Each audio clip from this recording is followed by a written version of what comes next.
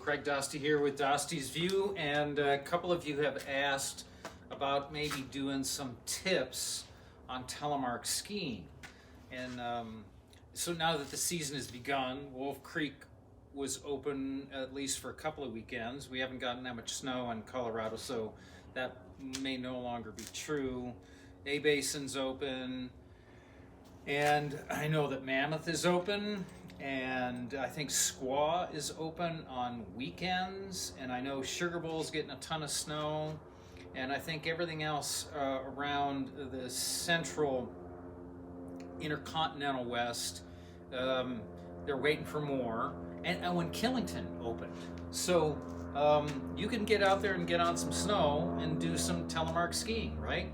So last spring I was at a Steamboat and ran into my buddy Ryan Overstake. So this is his tip.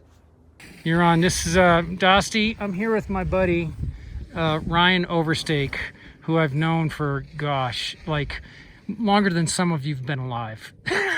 Yeah, here we are, Craig. So we're at Steamboat. Yeah, we are at Steamboat. We're having a good sunny spring day on the Rainbow Run right in the area on the groomers. And I just wanted to elicit a couple points about telemark skiing in general. And it has to do with the uphill ski. And in telemark speak, we call that little toe. And we talk a lot about big toe or little toe, and that refers to the weighting and which turn you're in. So you're obviously switching. But the one thing that I want to say about little toe, there's two things to think about. One is how it's weighted, how much pressure, how much weight goes on that little toe, and when that happens. And then the other thing that people don't think about is steering that. So you can't forget to steer that uphill ski. And if you just focus on a ski run once or twice every now and then and focus on that uphill ski, that little toe, think about the weighting of it, putting plenty of pressure and weight on it, when that pressure and weight comes on, when you release it, how much happens, and in addition, don't forget to mirror those knees. Don't forget to continue to steer that uphill ski. The downhill ski is generally going to do what it's going to do because people are decent at doing that. But if you just think about that uphill ski every now and then, and both from two standpoints, from a weighting standpoint and a steering standpoint. So how much weight do you put on your rear ski relative to the front ski? It depends. It completely depends. There's a point in the turn where the rear little toe is weighted more than the front ski, and it also depends on the snow conditions. I think for that answer, if you watch the video, you'll be able to see the long, patient carving turns happen, and you'll be able to identify a little bit when you're weighted. Okay. When you're looking at this here, here's the thing that I like about Ryan.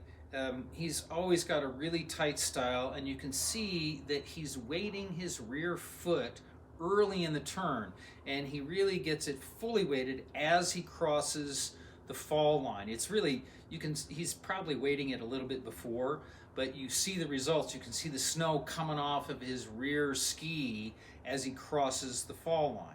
Okay, Dostie here again with Ryan Overstake, and this is his tip for end-to-end specifically. Yeah, Craig and I are back. We're here at the Steamboat ski area. We're going to be skiing in the Basher Bowl down here in a few minutes, but as I think about bindings and how much they've changed going back as far as leather bindings, back in the day with the leather bindings and those narrower skis and just a much looser wobbly connection to the ski, all the work was done with the ankles and knees. And today, the tip that I'd like to share with you on the end-to-end stuff is it's become so rigid and burly and strong, particularly laterally. The binding and the boot system with the end-to-end really tends to tip the ski up on edge to edge, left, right, lateral. It's a very strong connection, and you're going to feel that. And what that's done is, instead of old school being controlling from your knees and from your toes, it's moved the point of control up into your quads and even into your hips a little bit.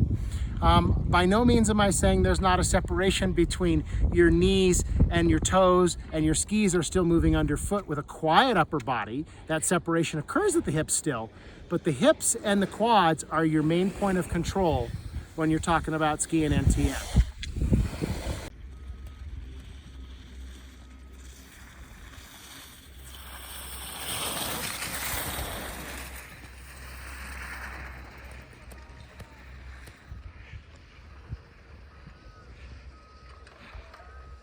Okay, so that's just quick tip for Telemark skiers, especially if you're on NTN, but you know, it's not limited to NTN.